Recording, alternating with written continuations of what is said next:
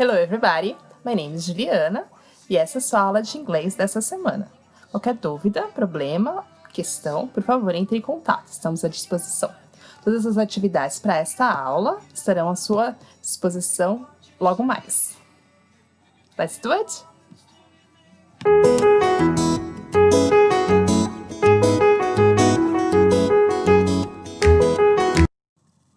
E se fôssemos falar sobre possibilidade em inglês? Na aula de hoje, vamos falar sobre a if clause. O que são as if clauses?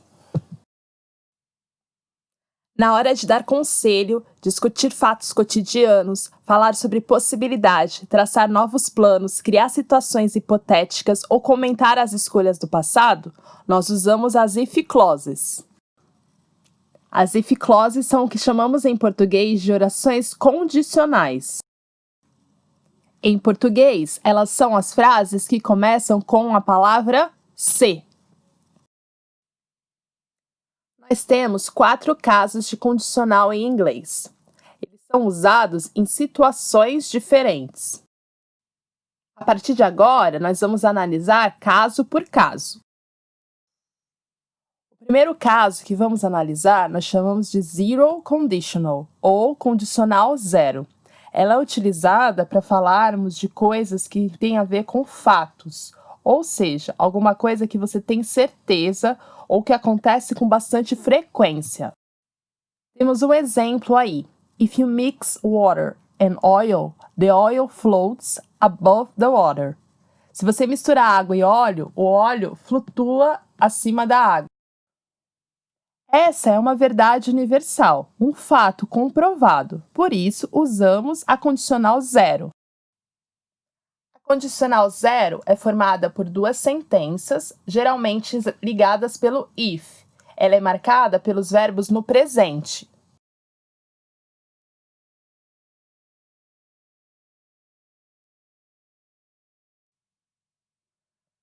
Nossa próxima conditional a gente chama de first conditional, ou primeira condicional.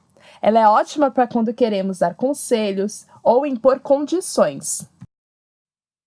Ela é utilizada para falarmos de uma causa e consequência, ou seja, para uma previsão para o futuro. Veja o exemplo.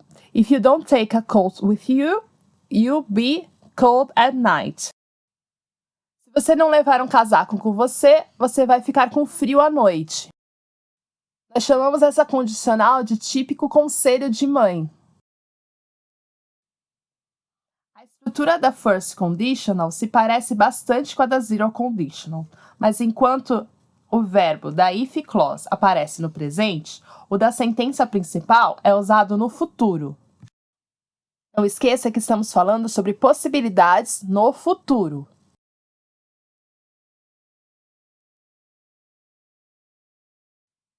Nossa próxima condicional é a second conditional. Se a intenção é falar de situações hipotéticas no presente ou no futuro, nós usamos a second conditional. Olhe o exemplo. If he called his mother, she wouldn't be worried. Se ele ligasse para a mãe dele, ela não estaria preocupada.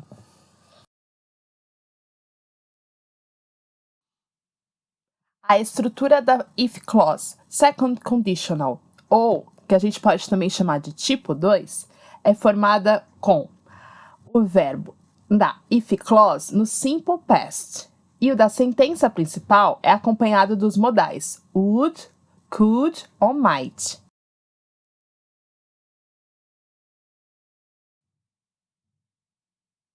Como estamos falando de situações hipotéticas, o verbo to be é usado de uma maneira um pouco diferente nesses casos. Mesmo para he, she, it e I, o verbo usado é were. Veja o exemplo. If I were you, I wouldn't spend so much money. Se eu fosse você, eu não gastaria tanto dinheiro. A expressão if I were you é usada para quando a gente quer dar um conselho, se colocar no lugar da pessoa. Seria em português como se eu fosse você.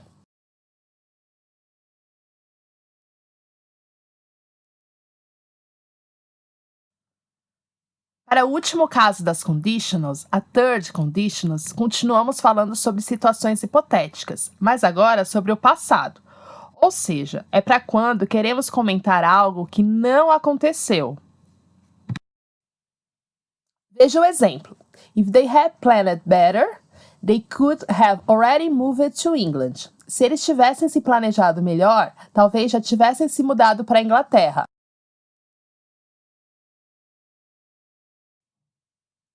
Para formarmos a third conditional, ou condicional de número 3, do tipo 3, usamos o verbo da if clause no past perfect e o da sentença principal com o formato do present perfect, só que acompanhado novamente de would, could ou might, que dá a ideia da estrutura, né? Essa estrutura dá a ideia de uma possibilidade que não aconteceu.